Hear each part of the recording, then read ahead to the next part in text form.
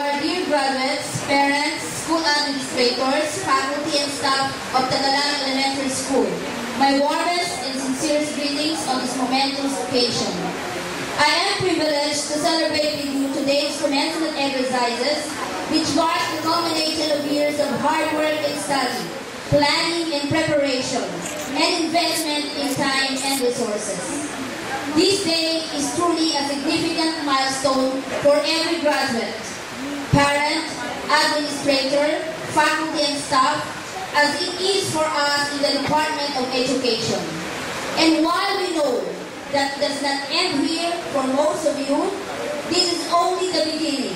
It is only right that we take this opportunity to pause, take account of what we have accomplished, and issue a deep sigh of satisfaction and relief as we congratulate one another before moving on to the next chapter of our lives. This year's theme, Your Gift of Learning, our tool for nation building, extends an appropriate invitation to each one of us. The gift of learning is a universal one offered to every stakeholder in the education sector. To our dear graduates, remember that your newly harnessed values, knowledge and skills shall comprise the building blocks of our society. The choices you make, the relationships you cultivate, the attitudes you bring to school and work, these erect the pillars and walls of our rising nation. How beautiful and strong you desire this building to be depends a lot on you.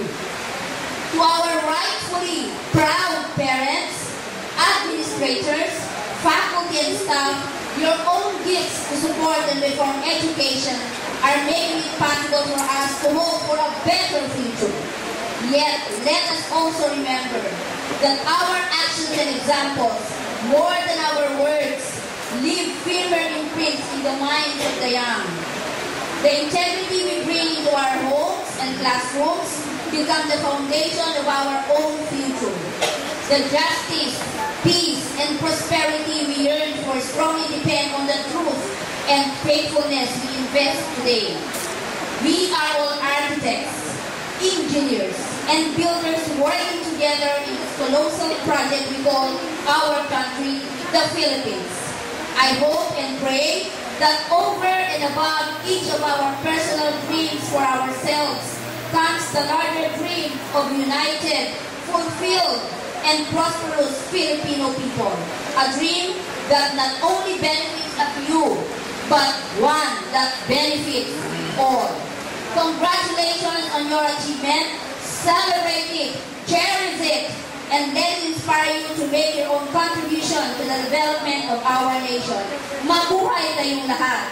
Signed, Brother Arnie A. Luistro, FSC Secretary of the Department of Education.